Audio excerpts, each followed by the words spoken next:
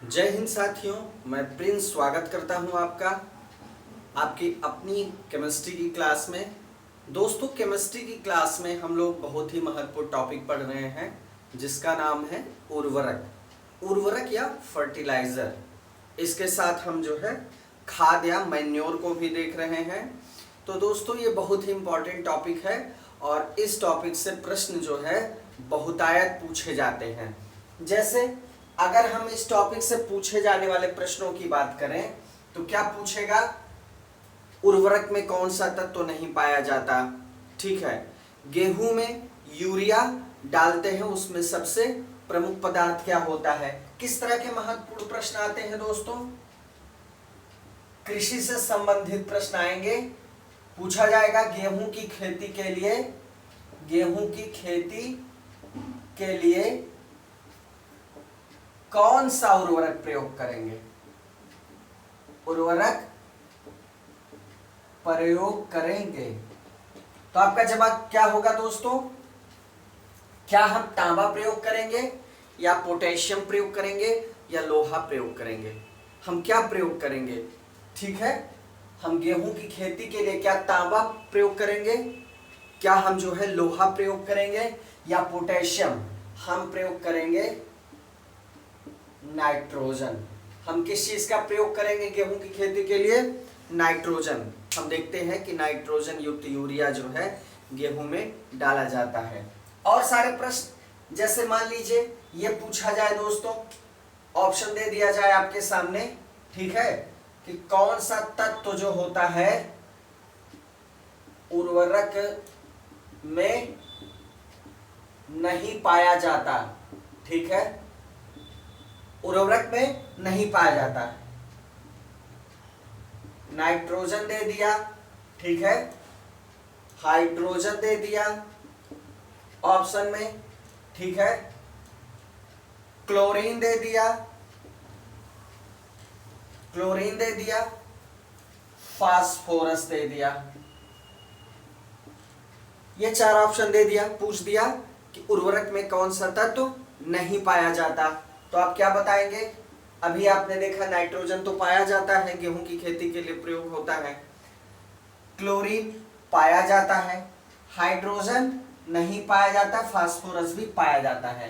क्या पाया जाता है, फास्फोरस, क्लोरीन, नाइट्रोजन। और क्या नहीं पाया जाता, हाइड्रोजन। ठीक है, ये सवाल आप कैसे करेंगे, जब आप उर्वरकों को ध्यान से पढ़ेंगे। अब सवाल पूछेगा उर्वरक और खाद में क्या अंतर है, इनमें से कौन सा कथन सत्य है। तो कथन क्या होगा, एनपीके की मात्रा सबसे अधिक जो है उर्वरक में पाई जाती है। या पूछेगा उर्वरक जो है कार्बनिक पदार्थ से बनता है और खाद जो है अकार्बनिक पदार्थ से बनता है। तो आप इसको कैसे हल करेंगे। अब दोस्तों, जब उर्वरक और खाद को आप अच्छे से समझेंगे तभी इसको हल कर पाएंगे। उर्वरक जो होता है दोस्तों, ये क्या होता है, ये अकार्बनिक तत्वों से मिलकर बना होता है और फैक्ट्रियों में कृत्रिम रूप से बनाया जाता है। जबकि खाद जो है गोबर से और वनस्पतिक पदार्थों या मानव अपशिष्ट से मिला के इन सब चीजों से बनता है। तो कहने का मतलब क्या हुआ कि आपको जो है ये पढ़ना जरूरी है ताकि आप इन प्रश्नों को हल कर सकें। तो आइए बढ़ते हैं हम अपने टॉपिक की तरफ दोस्तों। जो हमारा टॉपिक है वो क्या है, उर्वरक और खाद। ठीक है, हम क्या पढ़ रहे हैं दोस्तों, उर्वरक और खाद। आइए देखते हैं दोस्तों, उर्वरक और खाद में जो है, उर्वरक हमको देखना है। सबसे पहले हमने उर्वरक और खाद पढ़ा और हमको देखना है उर्वरक, फर्टिलाइजर। ठीक है, अब इसकी डिफिनेशन वगैरह क्लियर हो गई थी। ठीक है, हमको इसमें क्या जानना है दोस्तों, आज हम क्या पढ़ेंगे,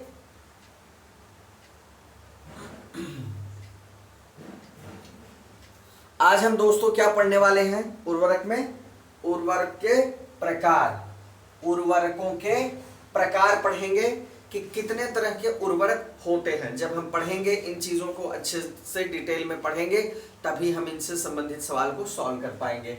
आइए देखते हैं किस तरह के जो है उर्वरक होते, कितने प्रकार के होते हैं। अब दोस्तों पहला जो उर्वरक होता है नाइट्रोजनी उर्वरक होता है। नाइट्रोजनी उर्वरक ये पहले तरह का उर्वरक है।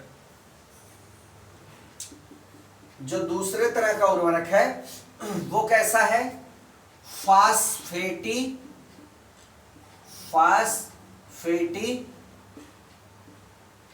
उर्वरक, ठीक है, फास्फेटी उर्वरक। और तीसरा कौन सा है? पोटैशिय उर्वरक। तीसरा पोटैशिय उर्वरक, ठीक है, पोटैशिय उर्वरक। अब देखिए दोस्तों, पहला नाइट्रोजनी, दूसरा फास्फेटी और तीसरा पोटैशिय उर्वरक। इससे क्या पता चलता है? इससे पता चलता है कि इसमें नाइट्रोजन ज्यादा महत्वपूर्ण है, इन तरह के उर्वरकों में फास्फेट ज्यादा महत्वपूर्ण है, और इस तरह के उर्वरकों में पोटैशियम उर्वरक में क्या है? पोटैशियम जो है तत्व महत्वपूर्ण है। इनमें जो तत्व हैं इनकी जो है इंपॉर्टेंस के आधार पर इनको 3 भागों में बांटा गया है। ठीक है दोस्तों, सबसे पहले हम देखेंगे नाइट्रोजनी उर्वरक के बारे में। सबसे पहले हम किसके बारे में पढ़ेंगे? नाइट्रोजनी उर्वरक के बारे में। आइए दोस्तों देखा जाए नाइट्रोजनी उर्वरकों को। पहला जो उर्वरक है दोस्तों वो है नाइट्रोजनी उर्वरक, ठीक है। पहला जो उर्वरक है दोस्तों वो है नाइट्रोजनी उर्वरक, ठीक। चलिए अब इसमें कौन से उर्वरक आएंगे दोस्तों? अमोनिया युक्त उर्वरक। ऐसे उर्वरक जो अमोनिया युक्त होते हैं, नाइट्रेट उर्वरक, ठीक है, नाइट्रेट युक्त होते हैं। अमोनिया नाइट्रेट का संयुक्त रूप, अमोनिया और नाइट्रेट का संयुक्त रूप होते हैं, ठीक है। और एमाइड युक्त उर्वरक आते हैं, एमाइड युक्त उर्वरक, ठीक है। ये कौन से उर्वरक हैं दोस्तों? ये उर्वरक हैं नाइट्रोजनी उर्वरक। एक तो अमोनिया युक्त उर्वरक हो गए, दूसरा नाइट्रेट युक्त उर्वरक हो गए, तीसरा अमोनिया और नाइट्रेट का संयुक्त रूप हो गए, और जो चौथा है दोस्तों वो एमाइड युक्त उर्वरक हो गए, ठीक है। ये सारे उर्वरक क्या है? नाइट्रोजनी उर्वरक हैं। कैसे उर्वरक है? नाइट्रोजनी उर्वरक। चलिए ये बात क्लियर हो गई। अब दोस्तों इनको देखेंगे कि इसमें क्या क्या चीजें उपस्थित हैं, ठीक है। अमोनिया युक्त उर्वरकों में क्या होता है? अमोनियम सल्फेट होता है। क्या होता है? अमोनियम सल्फेट, ठीक है। क्या होता है? अमोनियम सल्फेट होता है, ठीक है। चलिए नाइट्रेट उर्वरकों में क्या होता है? पोटेशियम तथा सोडियम नाइट्रेट, पोटेशियम तथा सोडियम नाइट्रेट, पोटेशियम तथा सोडियम नाइट्रेट होता है नाइट्रेट उर्वरकों में, ठीक है। नाइट्रेट उर्वरकों में होता है, ठीक है। अब देखिए दोस्तों, अमोनिया नाइट्रेट संयुक्त रूप से क्या पाया जाता है, इसमें अमोनिया पाया जाएगा और नाइट्रेट पाया जाएगा। तो ये इसके उदाहरण कौन कौन से हैं? अमोनियम नाइट्रेट,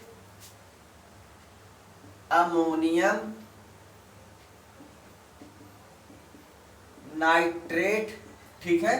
पहला ammonium nitrate, calcium ammonium nitrate, calcium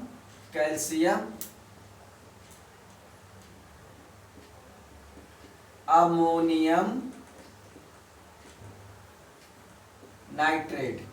ammonia और नाइट्रेट का जो संयुक्त रूप है, जब इसमें दोनों चीजें एक साथ मिलाई जाती हैं तो वो क्या होता है? अमोनियम नाइट्रेट होता है या कैल्शियम अमोनियम नाइट्रेट होता है।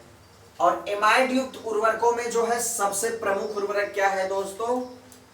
यूरिया, जिससे आप भली भांति परिचित हैं। यूरिया कैसा उर्वरक है? एमाइड युक्त उर्वरक है।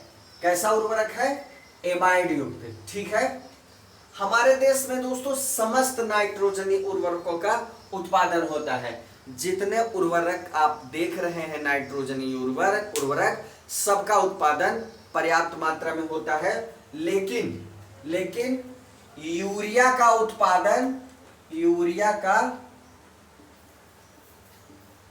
उत्पादन क्या है? सर्वोपरि है, ठीक है। यूरिया का उत्पादन सर्वोपरि है। सबसे ज्यादा जो उत्पादन होता है दोस्तों वो किस चीज का होता है? किस नाइट्रोजनी उर्वरक का होता है? यूरिया का होता है, ठीक है। यूरिया में क्या होता है दोस्तों? यूरिया में 45% नाइट्रोजन रहता है। 45% नाइट्रोजन रहता है, ठीक है। यूरिया में कितना नाइट्रोजन रहता है? 45% नाइट्रोजन रहता है, ठीक है। क्लियर हुआ? अगर हम कहें कि नाइट्रोजनी उर्वरकों में, ये है नाइट्रोजनी उर्वरकों में, अगर नाइट्रोजनी उर्वरकों में बात करें तो यूरिया में कितना रहता है? 45% नाइट्रोजन पाया जाता है। अगर दोस्तों हम लिक्विड अमोनिया, ठीक है, लिक्विड अमोनिया की बात करें, द्रव अमोनिया में कितना परसेंट पाया जाता है नाइट्रोजन? 82% नाइट्रोजन पाया जाता है। लेकिन इसका उर्वरक के रूप में प्रयोग नहीं होता है, लेकिन इसका प्रयोग उर्वरक के रूप में नहीं होता। द्रव अमोनिया का प्रयोग उर्वरक के रूप में नहीं किया जाता है। यूरिया का प्रयोग किया जाता है, 45% नाइट्रोजन इसमें पाया जाता है, ठीक है दोस्तों, ठीक है। कहने का मतलब जो उर्वरक फॉर्म में होता है उसमें 45% होता है। अगर यही लिक्विड अमोनिया होगा तब क्या होगा? इसमें 82% पाया जाएगा, बट इसका प्रयोग फर्टिलाइजर की तरह नहीं किया जाता, ठीक। बस ये बात इंपॉर्टेंट है। चलिए अब हम देखेंगे दोस्तों नाइट्रोजनी जो उर्वरक होते हैं उनमें कितने परसेंट नाइट्रोजन पाई जाती है, ठीक है। हम देखेंगे कि नाइट्रोजनी उर्वरकों में कितने परसेंट नाइट्रोजन पाई जाती है। आइए देखते हैं।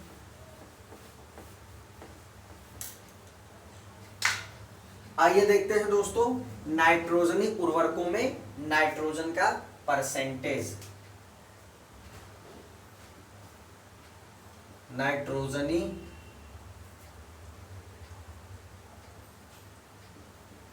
उर्वरकों में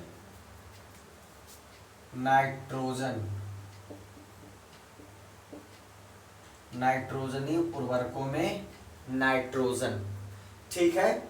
अब देखते हैं दोस्तों सबसे पहले इस लिस्ट में क्या है, ammonium sulphate. Ammonium sulphate, ammonium sulphate में कितना परसेंट नाइट्रोजन पाई जाती है, 21%। कितना परसेंट पाई जाती है, 21%। अमोनियम क्लोराइड में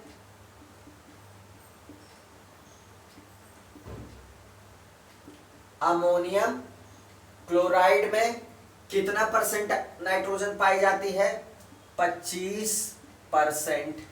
ठीक है। अमोनियम नाइट्रेट में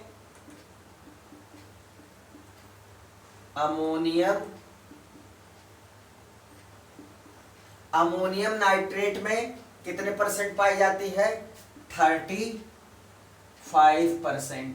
ठीक है, 35% पाई जाती है। चलिए, कैल्शियम नाइट्रेट में कितनी पाई जाती है, कैल्शियम नाइट्रेट में कितनी पाई जाती है, 17%, 17%। ठीक है। सोडियम नाइट्रेट में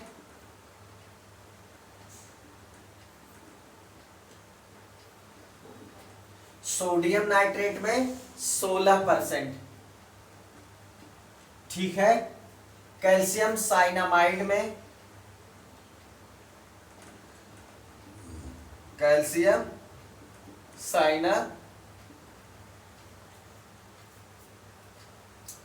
साइनामाइड में 21%।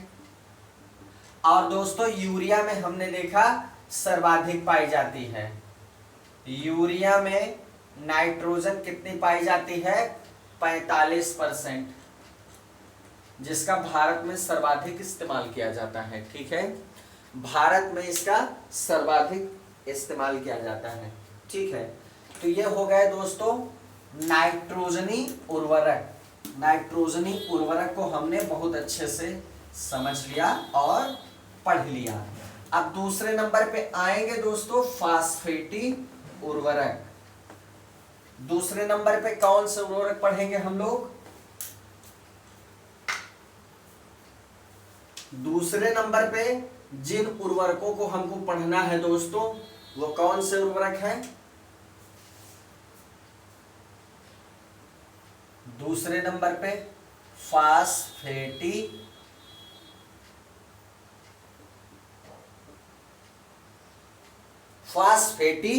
उर्वरक। क्लियर। फास्फेटी उर्वरक देखेंगे, इसमें कौन कौन से उर्वरक प्रमुख हैं। जैसे हमने देखा दोस्तों नाइट्रोजनी उर्वरक में यूरिया प्रमुख है और 3-4 हमने महत्वपूर्ण उर्वरकों को देखा। इस तरह फास्फेटी उर्वरकों में कौन से महत्वपूर्ण है, मोनोफास्ट, ठीक है, डाईफास्फेट, ट्राईफास्फेट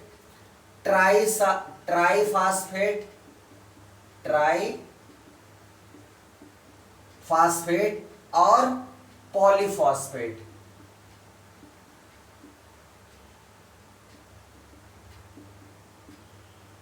ये क्या है, प्रमुख फास्फेटी उर्वरक। प्रमुख फास्फेटी उर्वरक है, इनमें फास्फेट पाया जाता है। ये प्रमुख फास्फेटी उर्वरकों के नाम है। ठीक है, क्लियर हुआ। अब देखिए दोस्तों फास्फेट के स्रोत क्या क्या है। फास्फेट के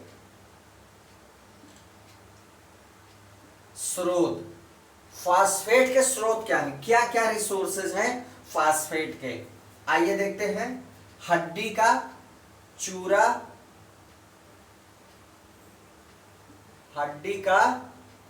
चूरा, ठीक है, चूर्णित रॉक फास्फेट, चूर्णित या पाउडरी रॉक, चूर्णित रॉक फास्फेट तथा बेसिक स्लैग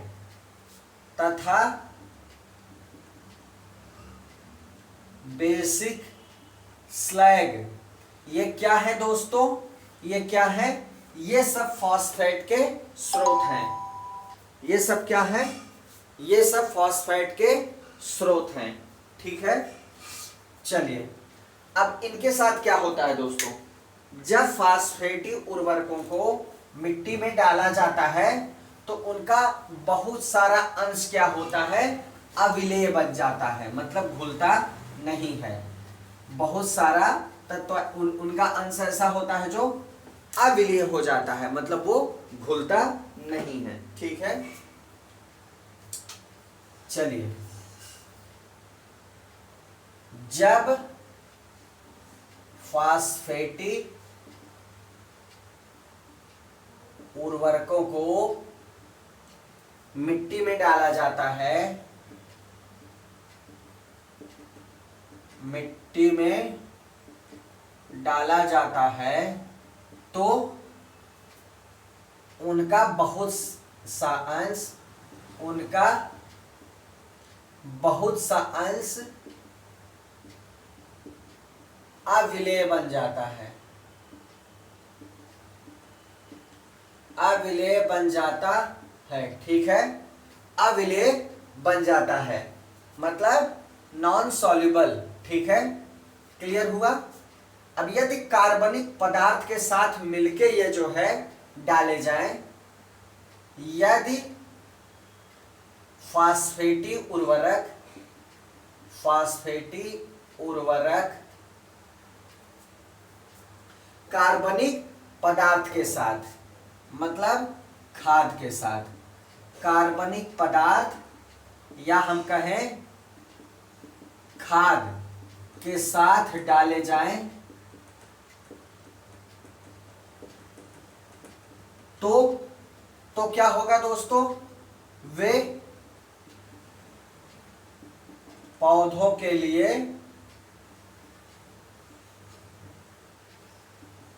उपलब्ध बने रहते हैं। पौधों के लिए क्या बने रहते हैं, उपलब्ध बने रहते हैं। इसका मतलब क्या हुआ कि इनको खाद के साथ डालना ज्यादा फायदेमंद है, या कार्बनिक पदार्थों के साथ इनका इस्तेमाल ज्यादा लाभदायक है। ठीक है, क्लियर हुआ। अब देखिए दोस्तों, रॉक फास्फेट, रॉक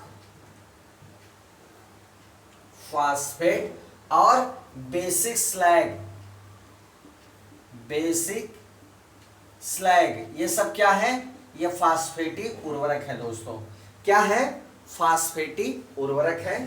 तो क्या है, रॉक फास्फेट और बेसिक स्लैग्स ऐसे फास्फेटी पदार्थ हैं जिन्हें महीन चूर्ण के रूप में, इन्हें महीन चूर्ण के रूप में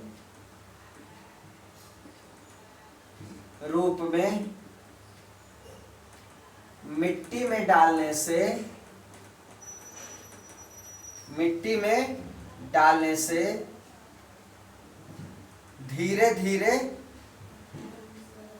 लाभ होता है, धीरे धीरे लाभ होता है। मतलब रॉक फास्फेट को और बेसिक स्लैग को अगर महीन चूर्ण करके या बारीक जो है करके मिट्टी में डाला जाए तो धीरे धीरे इसके लाभ प्राप्त होते हैं। ठीक है, चलिए फास्फेटी उर्वरक हमने देख लिया। फास्फेटी उर्वरक हमने देखा किस तरह काम करते हैं। कार्बनिक रूप पदार्थों के साथ अगर इनको डाला जाए दोस्तों, या अगर इनको खाद के साथ इस्तेमाल किया जाए तब ये क्या होता है, पौधों के साथ लंबे समय तक उपलब्ध रहते हैं, पौधों के लिए लंबे समय तक ये उपलब्ध रहते हैं। ठीक है, क्लियर हुआ। चलिए देखते हैं किसमें जो है अधिक मात्रा में फास्फेटी उर्वरकों में फास्फेट पाया जाता है। आइए देखते हैं दोस्तों, आइए देखते हैं, या कुछ महत्वपूर्ण देख लेते हैं। जैसे सुपर फास्फेट है, सुपर फास्फेट। तो सुपर फास्फेट में दोस्तों क्या होता है, 16 से 47, 16 से 47% क्या होता है, फास्फेट पाया जाता है, फास्फेट पाया जाता है। ठीक है। हड्डी के चूरे में, हड्डी के चूरे में कितना फास्फेट पाया जाता है दोस्तों, 20 से 35%, 20 से 35% फास्फेट पाया जाता है। ठीक है। रॉक फॉस्फेट में कितना पाया जाएगा, 25 से 30%, 25 से 30%। कैल्शियम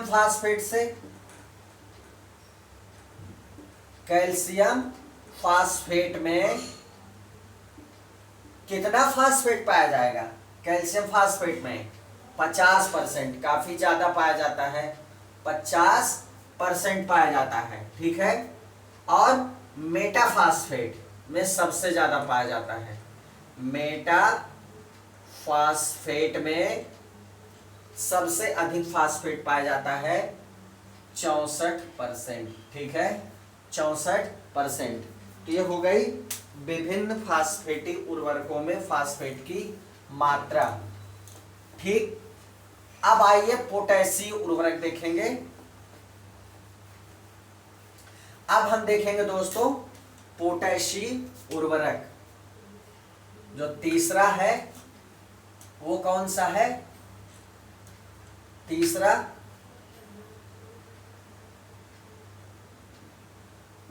पोटेशियम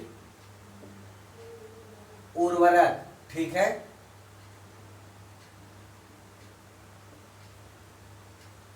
पोटेशियम उर्वरक। अब इसमें हमको क्या देखना है, इसमें कौन कौन से मुख्य हैं। अगर हम पोटेशियम उर्वरकों की बात करें तो इसमें कौन कौन से मुख्य हैं दोस्तों पोटेशियम उर्वरकों में। इसमें कैनिट और म्यूरिएट, कैनिट याद करने वाली चीज है, और म्यूरिएट ऑफ पोटास, और म्यूरिएट ऑफ पोटाश। ठीक है। कैनिट और म्यूरिएट ऑफ पोटाश प्रमुख हैं। दोनों प्रकृति में पाए जाने वाले, प्रकृति में पाए जाने वाले खनिज पदार्थ हैं। ये दोनों क्या हैं दोस्तों, प्रकृति में पाए जाने वाले प्राकृतिक खनिज पदार्थ हैं। ठीक है।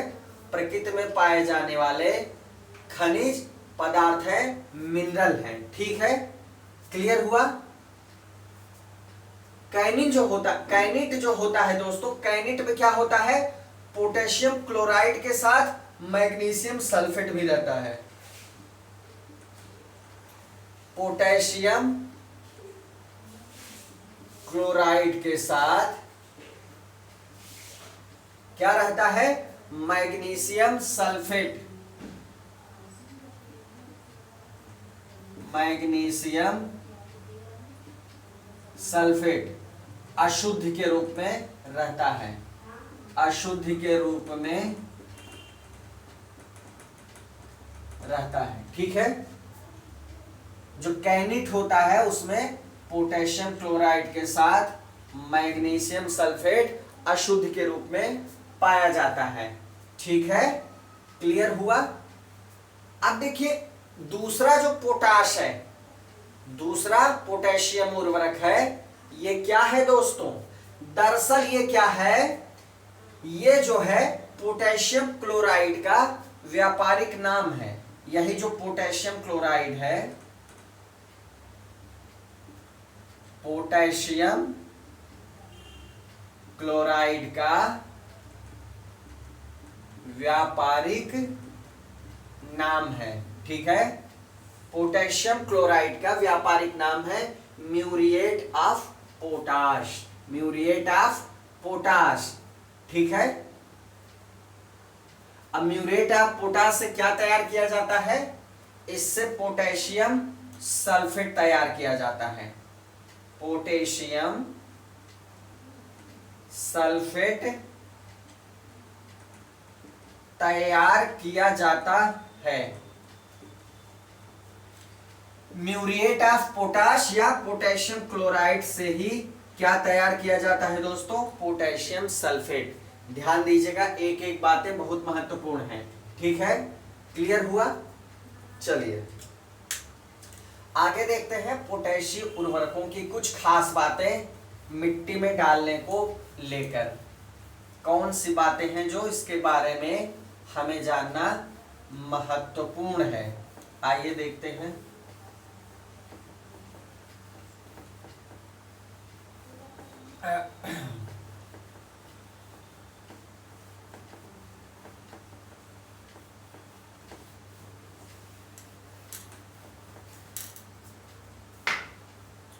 चलिए दोस्तों, देखिए मिट्टी जो होती है दोस्तों, तो मिट्टी में पोटेशियम पहले से ही पाया जाता है। ठीक है, इसकी आवश्यकता नहीं पड़ती।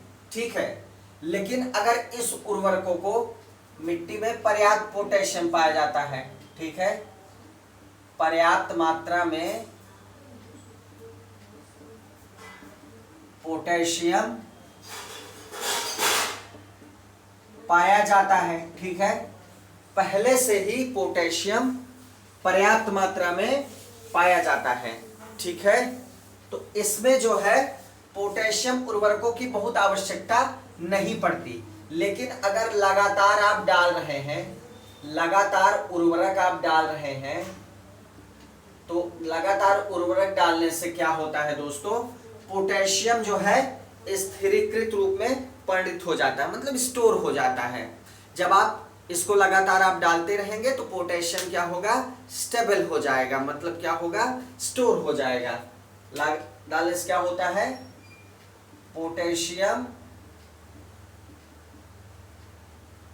स्थिरीकृत हो जाता है, ठीक है, पोटेशियम क्या होता है? स्थिरीकृत हो जाता है, ठीक है। तो यह हो गया हमारा पोटेशियम उर्वरक, ठीक है। तीनों उर्वरकों के हमने प्रकार देख लिए। और उर्वरकों में दोस्तों और एक चीज समझनी थी, चूंकि मैंने कहा था कि वर्तमान समय में पर्यावरण प्रदूषण को देखते हुए और बहुत सारी पर्यावरण चिंताओं को देखते हुए यह आवश्यक है कि हम जैव उर्वरकों का अधिक से अधिक प्रयोग करें। तो हम देख लेते हैं जैव उर्वरक क्या है। बायो फर्टिलाइजर, बायो फर्टिलाइजर्स, ठीक है।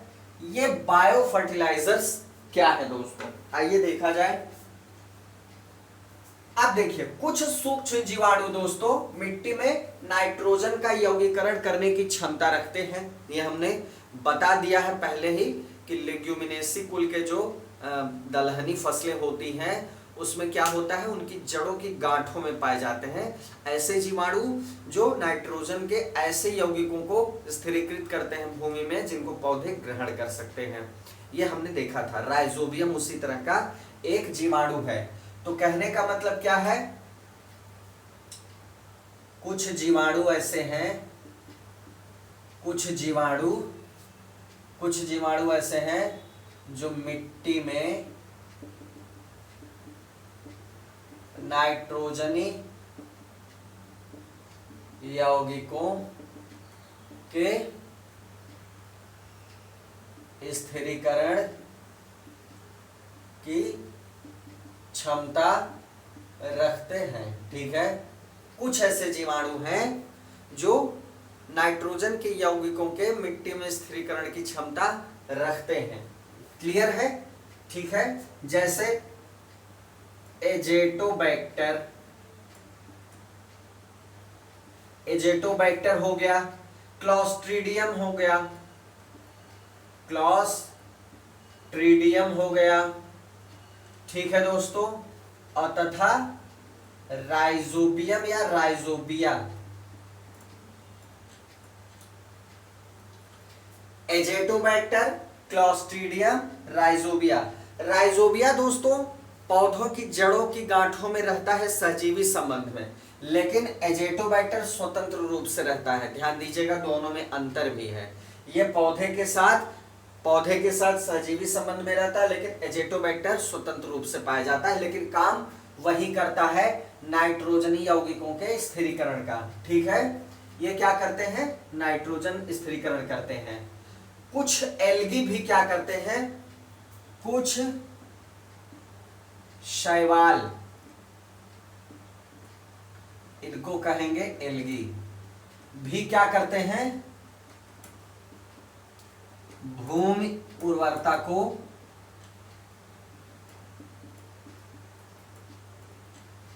कुछ एल्गी भी भूमि उर्वरता को बढ़ाते हैं। ठीक है, क्लियर? तो इस तरह हम देखते हैं सूक्ष्म जीव या सूक्ष्म जीवाणुओं द्वारा जैव उर्वरक तैयार किए जा सकते हैं। जीवाणु कल्चर द्वारा, जीवाणु कल्चर या बैक्टीरिया कल्चर द्वारा जैव उर्वरक तैयार किए जा सकते हैं। ठीक है, जैव उर्वरक तैयार किए जा सकते हैं। इनकी थोड़ी सी मात्रा डालने पर भी जो है नाइट्रोजन की आवश्यकता की पूर्ति हो जाएगी। तो ये जैसे सूक्ष्म जीवाणु हुए, एल्गी हुई, शैवाल हुआ, जिसको हम शैवाल भी कहते हैं, ये सारे ऐसे जीवाणु हैं दोस्तों जिनको अगर हम जैव उर्वरकों की तरह इस्तेमाल करें तो ये जो है भूमि में उर्वरता में वृद्धि भी करेंगे, नाइट्रोजन जैसे पोषक तत्वों की आपूर्ति भी करेंगे पौधों में, और जो मृदा है इसके कंपोजिशन को भी डिस्टर्ब नहीं करेंगे, मिट्टी के ओवरऑल हेल्थ के लिए बहुत बेनिफिशियल होंगे। तो दोस्तों इस तरह जो है, इसी के साथ आज का टॉपिक कंप्लीट होता है।